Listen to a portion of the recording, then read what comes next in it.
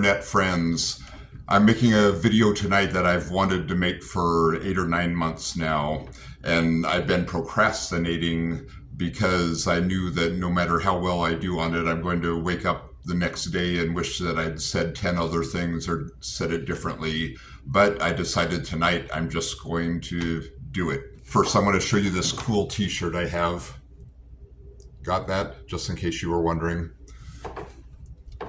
I wanted to talk about A Complete Unknown, which is a movie that came out earlier this year and tells some of the story of Bob Dylan, who's a favorite musician of mine. I saw it in January, soon after it came out, and then I saw it again in March, and I took notes that time thinking I would make the video that day, but I still didn't do it. And now this is, September 26th, I think, 2025. And I just watched it on television, and so I decided to get it done. I am not qualified to say if it's a good movie or not. For one thing, I didn't enter the theater with any objectivity at all. I was super excited to see the movie, and I'm not an expert on movies. The only movies I've seen in theaters lately have been either James Bond's or Mission Impossible's, and that's about it. That's about the extent of my movie theater going. But when I heard this one was coming out, I was really excited and I wanted to see it. So I can't tell you if it's a good movie or not. The one measure I do have is the first time I went with my oldest son, who's college age, and his girlfriend. They invited me to go with them, and they thought it was a good movie, and that impressed me. Maybe they were just being polite to me because they knew that I was excited about it. And then I asked some students in my class if they ever saw it to let me know. And one boy in 8th grade saw it with his grandfather, and he came back and told me he thought it was a really good movie. So I think that's a pretty good measure if it can be intergenerational like that and appeal to different ages and people with different experiences and different reference points. I think that's one sign of a good movie. So you can let me know in the comments if you think it's a good movie and what you like about it. I just wanted to tell you tonight my reactions to it. It was a surprisingly emotional movie for me, and after the third watching, I still can't say exactly why I had such an emotional response. But the first time I saw it, it was from the very first frame that I got choked up, and I actually at some points had tears coming out of my eyes. That's just showing Bob Dylan entering New York and getting out of the car he'd been hitching a ride in and heading out to search for Woody Guthrie. I think the reason that felt so emotional is just because at the very beginning of the story, he was a complete unknown, as the title says. The potential was so great, and from looking back on the history, we know what the potential was.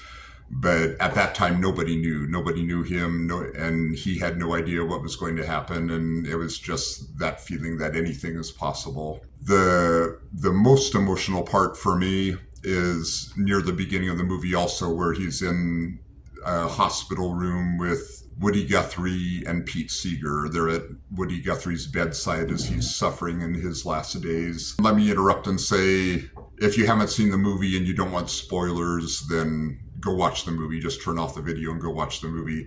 It's not a surprising plot or anything, but there's just a lot of things in the movie that it's more fun to see fresh without hearing some other perspective. The history of the music that they're coming out of, there was the anonymous folk music where we don't know who wrote it, like Wildwood Flower and Old Joe Clark and all those old folk songs that talk about personalities from the past or mythological figures or the beauty of the countryside or whatever, all those songs. That's the folk music. That's why they call it folk music. It was just came out of the folks. Woody Guthrie came out of that tradition, and he sang that music, but he started to give it some political power.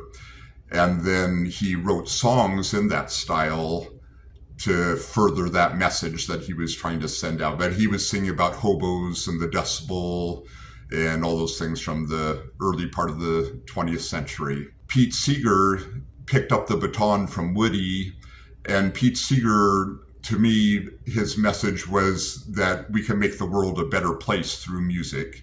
And not just the message in the music, but the very act of singing together would make the world a better place, help us to understand each other better, help us to hear each other's stories better. And that's what he devoted his life to. You could see that in the movie that he had a passion for getting people to sing. So it was less about performing than it was being a leader and inspiring people to sing. Bob Dylan came out of that, picked up the baton from Pete Seeger, and he also sang the anonymous folk songs and began writing his own songs. What was different about him, in my opinion, was that he made it personal.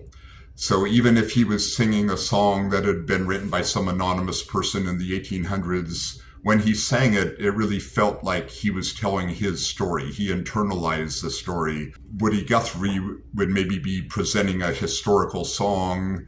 Pete Seeger would be encouraging everybody to sing along on this because when we sing together, we have more power and we can change lives. When Bob Dylan would sing the same song, it would be, here's my story. And he would assume that character, and there would be something in that song that would sound like it was coming right from him. So to see these three personalities in the same room interacting with each other,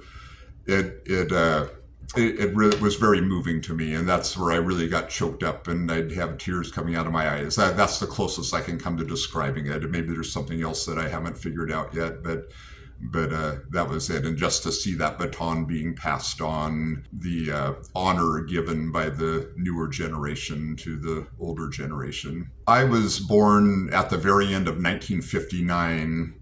And so it's easy to remember my age because for 1960, I was 0. For 1961, I was 1-year-old. 1962, I was 2-year-old. So 1960s, I was a little kid. 1970s, I was a teenager. 1980s, I was in my 20s. 1990s, I was in my 30s, etc.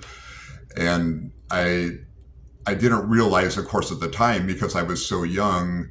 But looking back, it's amazing the changes in not just music, but society in general that we went through in the 1960s. And looking back, I can see why my parents were so horrified because things were changing so fast. Probably when I was 8 or 9, then that would be the end of the 60s. You'd have the hippies and all that. And I remember my mother telling me how we used to be so shocked at the Beatles having hair over their ears. And she was talking about the I Want to Hold Your Hand days when they'd wear matching suits and they'd have their mop top haircuts and sing those songs and present it in that way. And that was just 1962, 1963. All the changes that music went through in the next 5 years. So in 1962, everything was pretty clean cut. Then you get to, 1967, Jimi Hendrix is setting his guitar on fire. Get to 1969, people are naked and sliding through the mud at Woodstock. And the music just changed so quickly from the early folk music, rhythm and blues, country music that all came together to make rock music. So as I was coming into consciousness and starting to listen to different kinds of music as an older kid, the Beatles in 1962 seemed like ancient history to me, where for my parents, it was just a few years ago that had been like that. And then I rode as a teenager through the 1970s, which was, of course, just an amazing decade of music. All the things that Black Sabbath in 1970, I think they started in 1969 maybe, and just everything that came out of that. And then by the end of the decade, you had Van Halen and Frampton Comes Alive and all those things. So a lot of changes, but I think particularly the 1960s were the most amazing light speed changes.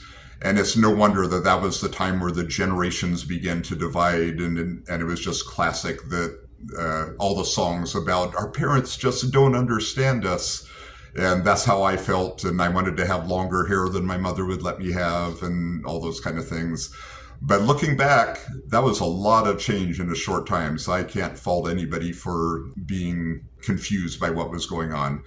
And this movie is talking about one of those changes and how the fans react. My mother's generation she liked Peter, Paul and Mary, Harry Belafonte, and that kind of maybe Everly Brothers, things like that. She and her brothers, I know that's from the albums that we had around the house. That's what they liked. My father was another 12 years older, and he famously loved Lawrence Welk, and I think he just liked tapping his toes to a catchy tune. That's kind of where he was. And so that's what I grew up listening to. That's what was in our record cabinet as we grew up. My first band that I identified as my own was Simon and Garfunkel, which was pretty folky at that time, but Bridge Over Troubled Waters, and we kind of took off from there. The story of Bob Dylan began with that folky music, and then he felt the urge just to do something different, and he saw that things were happening and wanted to adapt to that, try out some different instruments, try out different ways of doing music.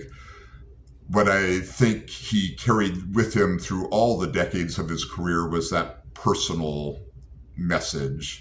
Every song he sang, whether he wrote it or not, he made it personal. And when you listen to him sing, it sounds like it's his story. I think too, like Pete Seeger and Joan Baez, who was also represented in the movie, they would present the older songs lovingly and with beautiful voices, and honored the songs. They didn't take that step and make it as personal. And I think that was part of the reaction to Bob Dylan, that the beautiful voice didn't matter anymore because he wasn't making a beautiful piece of art. He was telling his story. And maybe that's what appealed to the young people at that time who caught on to that and were excited about it. Another reason I think I had an emotional response to this movie was because I'm definitely no Bob Dylan, but through my life, I've had that creative vision for myself in my own way. And so when I see somebody else expressing their creative vision, I can identify with that. When there's resistance to that vision, I can also identify with that. And when a presentation of artistic vision fails, I may be an expert in that. I bet I failed more than Bob Dylan has, because he gets to balance it with success, where I just have my failures to count. The dramatic climax of the movie is probably the Newport Folk Festival, where he brought out the other musicians that he was now playing with and presented his new style songs, and had a mostly hostile reaction from the crowd. And I was, like I say, I was just a kid when this was happening, so I don't know how accurate that is in the movie, but I would like to think it was. It was pretty exciting to see the fisticuffs that came about, and just the loud booing from the crowd, and people rushing the mixing board to try to turn it off and things like that. That was his vision, and there were other people who liked it and were defending it too, so he was speaking to some people. It's fun to think that that's how it really happened. What you get from it is that he followed his vision no matter what. He could see what was going on. He kept the song going. He didn't stop and apologize. He just presented and said, "This is me." And I can identify with that, because there was one talent show way back, I remember, where a little band I had at the time was playing. And when we played, half the crowd stood up and started going to the exits to see something else. And we played our song through and played it till the end and just felt embarrassed, and that was that. Another of my favorite stories that I will definitely do a video about someday is that I sang a song in church that I'd written. I'd sung other times, like 3 or 4 times before, to crowds, and they all thought it was pretty funny. But this time, people didn't think it was funny. And so I got called into the pastor's office the next day, and I had to sign a letter saying I would never sing that song again, and like that. So, and the first the first thought that went through my mind when that happened is, hey, I'm kind of like Bob Dylan now. So it was, I wish I had that letter still. I should have it framed on my wall. But anyway, so I know what it feels like to fail. So when I see that being represented, every artist wants to connect with their audience down deep. Maybe there are some artists out there who want to offend their audience every time and have everybody get angry every time. But I think down deep, every performing artist wants to find their audience and wants to connect with them somehow. So when you present your vision and it's people are not connecting to it, but you keep on presenting it anyway and have belief in yourself. That's an emotional thing for me. So I think that's part of my reaction to the movie too. And that was well portrayed by the actor. Another reason that I think this movie made me emotional is because I grew up as a little kid, as a teenager, thinking that music could change the world. And the reason I thought that was because in the 1960s, all teenagers, all young people thought that music could change the world. We really believed that. And I have always, my whole career has been in a church setting, so I always come back to that. But in the 1960s, there was really no Christian rock to speak of or anything, or any contemporary Christian music. So what were they singing in churches when the teenagers did a service? They were singing "Blowin' in the Wind" is one. They were singing "If I Had a Hammer" by Pete Seeger. They were singing Phil Oakes songs. They were singing songs about freedom that didn't necessarily mention Jesus, singing spirituals, singing about social justice. And that was a lot of what was going on in the 1960s, was fighting for social justice. And so it's just natural that in the sacred setting, the young people would feel that urge, and that would be how they identified to the Christian message, is that we need social justice. So I grew up admiring that. I wasn't a teenager at that time. I was still a little kid, but I grew up admiring that aesthetic and admiring the people that I saw presenting that music. I learned guitar from a cool college guy in my church, and I must have learned when I was around 10 years old, so that'd be around 1970. But that was the music that he always played in church, and that's what he taught to me. We sang Both Sides Now and Times They Are A-Changin', and just anything from that time that you can think of that was popular and kind of had a message. That idealistic feeling that music can change the world, that has never left me personally, and I'm sure that's true for lots of musicians. I won't speak for anybody else right now, but for me, that's what I felt all along, and that's what makes me excited about it. That makes me happy that I'm a musician. I think that was especially true in the 1960s, and that's where we got the term protest songs. That's when that started, and that had a lot of power to it. In this movie too, you can see it begins with some of the court hearings that Pete Seeger was called to task in, and I don't even know the history of that, so I won't speak to that. But he came out on the porch, and all the reporters were gathered around, and he said, "The judge didn't want to hear my song, so I thought I'd sing this song for you all." And he sang "This Land Is Your Land" by Woody Guthrie. So he was there to make the world a better place with the music, and he was finding his audience wherever he could, and he was speaking his truth wherever he could. I believe that now, which is 60 years later, that same thing is coming back. I don't know when anybody might see this video. This is 2025 now. I looked at the news online today, and there's video of them breaking up a family in a courthouse hallway and hauling or knocking the mother to the floor and taking the father away to deport him. There's a lot going on right now. If you're watching this in the future sometime, hopefully this is all just a memory.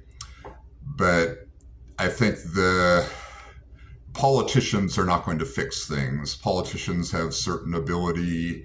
They can change laws to make the world better, we hope. They can find how we're going to enforce, but you don't see a lot of amazing things come from politicians. Let me say it in a biblical way too. We got books of Deuteronomy, Numbers, Leviticus, where they explain the law. When people are talking about their favorite verses, how often do they say a verse from one of those books? I think Numbers, you have may the Lord bless you and keep you, that nice benediction. That's the only one that comes to mind. You got the 10 Commandments in there. You got a bunch of laws, and people argue and fight over this law matters, this law doesn't matter. And it just depends on where you are in your perception of the world. You're going to interpret things so that the laws that matter to you count and the laws that don't matter to you don't count. And everybody does that. It's unavoidable. You can just see it in case after case, person after person. So it's hardly worth even arguing about. But when it comes to the end of a person's life, when you're having a memorial service for them and you want to hear what Grandpa's favorite Bible verse is, it's not going to be the book of Leviticus. It's going to be the Psalms. And it may be something from New Testament that's inspiring or something, but so often it's the book of Psalms. And what are the Psalms? They're songs that somebody wrote. Often David wrote them. And that is what speaks to humans, not just through their intellect and their mind, but through their heart, the poetry. And when things are set to music, that gives it even another layer of meaning and another layer of emotional impact. So that's the same way that the world can be changed now. It's not going to be through politicians arguing about things. It's not going to be through debates. It's not going to be through arguments or fights or war. It's going to be through the arts. And in the news right now, who's being called to task? It's musicians. It's late night comedy show hosts, if you can believe that. You who in the future who may be looking back on this time. It's probably playwrights, poets, dancers. Those are the ones who can really change the world in that they address not just the intellect, but the emotions, the spiritual, and the things that make us human. And they can draw us together. They can express themselves, and it has a real power to it. Well, one more thing that I think makes it emotional for me first, but this is a minor thing compared to the other points I made. I'm going to embarrass myself here. I hope somebody else can identify with it so it doesn't turn out to be just me. But it's very clear that Bob Dylan through this time is really bad at relationships. And in the movie, the feeling I get from it is that when you're a creative person, your mind is kind of in a different place and you don't really always know how the world works exactly. And I'm going to apply that to me. And that's what I've felt since I was a little teenager is that I thought everybody else is figuring out how this works and why can't I figure it out? And I go through my life not quite knowing the right things to do in social settings and things like that. And I love that I get to live a long life so far and keep on going, I hope. But the hardest part about being old is that I now have 60 some years to look back on of mistakes that I made, times I hurt somebody's feelings, times I was rude to somebody, times when I just said something stupid.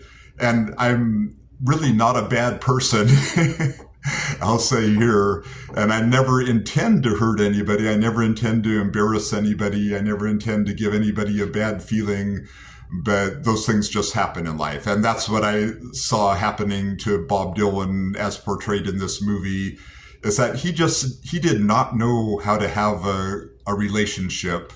And he did not know how to communicate in a relationship and how to keep a relationship going.